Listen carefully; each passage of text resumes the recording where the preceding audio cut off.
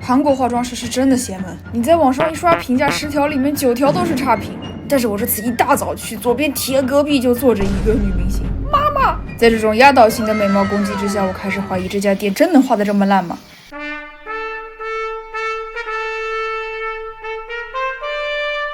你别看最后是画成了这样，我跟你说，这真是我见过最怪的化妆技术了，每一步都画得让人提心吊胆。正常人你涂个粉底不就像抹墙一样蒯个脸，然后咚咚咚的砸吗？他们不是，先用小刮刀接近垂直的角度往脸上去片了一层很薄很薄的粉底，再用一块大海绵蹭着去把那层粉底给搓开，完了，那就真就完了，这不吓人吗？全是瑕疵啊！这韩国的规矩呢，是你化妆之前要给他们看一下你想画成的样子，但人执不执行就纯是许愿开盲盒。本色感天才非常坚信，既然我给他看了这种不牛的气血感照片，他一定会拿一个正红色给我画吧。我姐的刷子身上的是那种巨丑巨显老那种12年才会用的红棕色眼影盘，完蛋了吗？没有完蛋，这玩意儿竟然是好看的，就是它上脸是那种会显得皮肤很薄很通透，是那种很细腻有光感的颜色。小木棍烫睫毛，描个内眼线都是常规操作，不足为奇。但它就怪在它的刷子就这样啪了2下，你看我这个小的像头，它拍出来，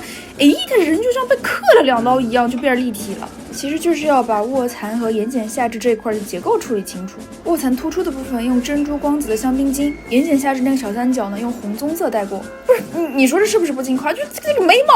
2025年了整这么粗，但其实它的修剪眉毛非常有说头。先梳理画个2笔之后，修眉刮刀再咔一下把多余的毛流给剪掉，眉眼这块就会变得比较清晰。它画到这儿了，它开始上粉底，就是你们还记得我最一开始说的，他们粉底只上了很薄一层吧？其实他们是把我们平时一轮就画完的厚底妆给它拆碎，每层都只上1咪咪。比如现在这层就是用提亮色的粉底，在苹果区的这个倒三角的区域很少的去点拍，所以我跟你们说，这家化妆真的每一步都很吓人。你说这眉毛铁定翻了吧？腮红膏给你救回来了，老师还是拿了一块特别吓人的那种红紫棕，会显得你脸反而更凹陷的颜色，在我的脸上不停的拿手指拍，就是用指腹按压到它融肤为止。如果你看面妆这块的存在感，就让眉毛显得没那么奇怪了。然后它鼻影也是，刚修完的时候像个蒜，结果它立刻掏出了一块更浅色的腮红粉，很小心的用这块颜色打圈去衔接刚刚按完的腮红周围，也就是苹果肌凹陷的这块地方，再到鼻梁，既融合了这几个色块，又像上了散粉一样把刚刚那个高中的腮红给定住了，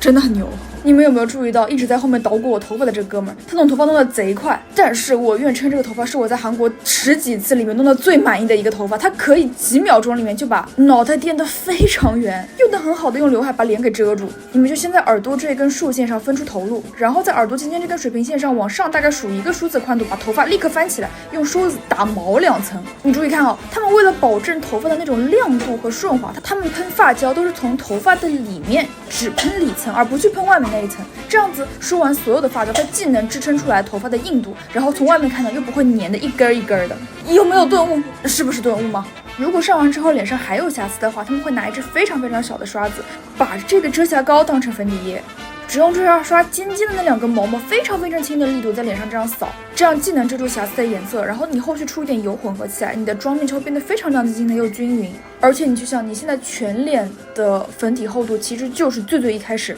那个薄的只有0.01的那个粉底量，巨心机。这整个妆的化妆顺序和细节都特别有用。比如我终于研究出来，为什么韩女拍照能拍出那种又高清又模糊的质感，不是因为手机，不是因为相机，是因为他们特别爱画皮肤转折点的高光。就这盘迪奥的高光，它其实是竖向刷的，而且不仅仅是平时我们会刷到的颧骨，它连眉弓转折角，也就是眼眶折叠度这儿，他们也会刷。